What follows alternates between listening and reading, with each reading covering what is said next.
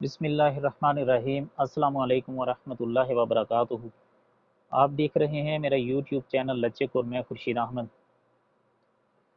کیا آپ جانتے ہیں کہ حضرت عثمان بن عفان رضی اللہ عنہ کا سعودی عرب کے ایک بینک میں اکاؤنٹ آج بھی موجود ہے؟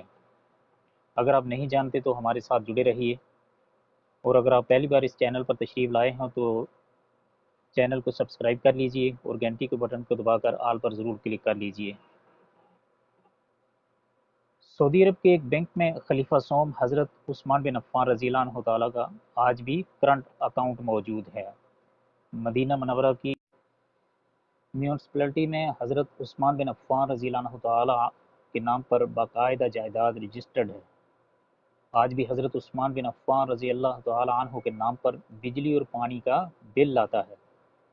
مسجد نبوی کے پاس ایک عالی شان رہائشی ہوٹل زیر تعمیر ہے، جس کا نام عثمان بن عفان رضی اللہ تعالیٰ عنہ ہے۔ یہ وہ عظیم صدقہ جاریہ ہے جو حضرت عثمان بن عفان رضی اللہ تعالیٰ عنہ کے صدقہ نیت کا نتیجہ ہے۔ مسلمان جب ہجرت کر کے مدینہ منورہ پہنچے تو وہاں پینے کے صاف پانی کی بڑی قلت تھی۔ ایک یہودی کا کنواں تھا جو مسلمانوں کو پانی مہنگے داموں فروخت کیا کرتا تھا۔ اس کنویں کا نام بیر روما یعنی روما کنواں تھا۔ مسلمانوں نے رسول اللہ صلی اللہ علیہ وآلہ وسلم سے شکایت کی اور اپنی پریشانی سے آگاہ کیا۔ رسول اللہ صلی اللہ علیہ وسلم نے فرمایا، کون ہے جو یہ کنواں خریدے اور مسلمانوں کے لیے وقف کر دے؟ ایسا کرنے پر اللہ تعالیٰ اسے جنت میں چشمہ عطا کرے گا۔ حضرت عثمان بن عفان رضی اللہ تعالیٰ عنہ نے یہودی کے پاس گئے اور کنواں خریدنے کی خواہش کا اظہار کیا۔ کنواں چونکہ منافع بخش آمدنی کا ذریعہ تھا، اس لیے یہودی نے فروخت کرنے سے انکار کر دیا۔ لہٰذا حضرت عثمان بن عفان رضی اللہ عنہ نے یہ تدبیر کی کہ یہودی سے کہا، پورا کنواں نہ صحیح، چلو آدھا کنواں مجھے فروخت کر دو۔ اس طرح ایک دن کنویں کا پانی تمہارا ہوگا اور دوسرے دن میرا ہوگا۔ یہودی لالچ میں آ گیا۔ اس نے سوچا کہ حضرت عثمان اپنے دن میں پانی زیادہ پیسوں میں فروخت کریں گے، اس طرح زیادہ منافع کمانے کا موقع مل جائے گا۔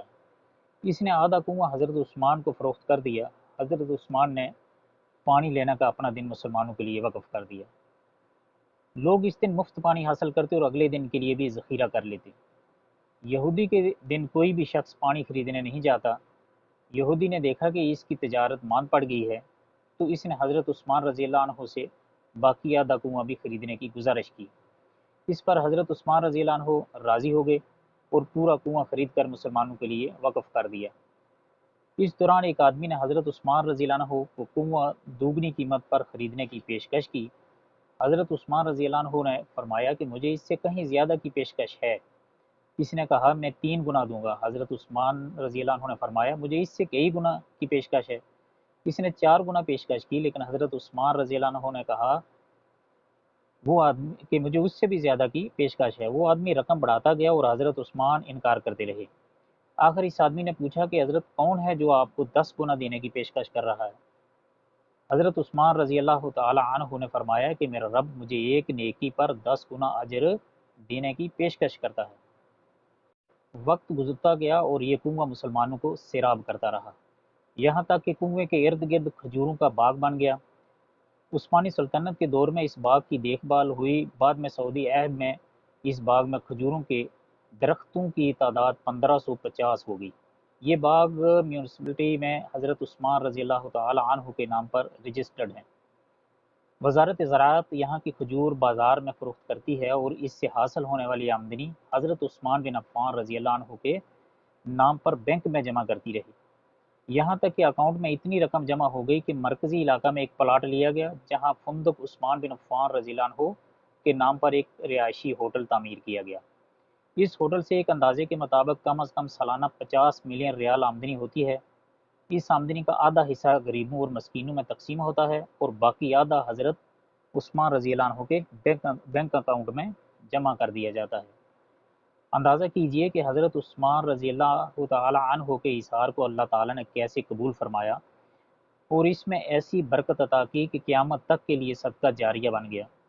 یہ وہ لوگ ہیں جنہوں نے اللہ کے ساتھ تجارت کی، جنہوں نے اللہ تعالیٰ کو قرض دیا، اچھا قرض، پھر اللہ تعالیٰ نے انہیں کئی گنا بڑھا کر لٹا دیا۔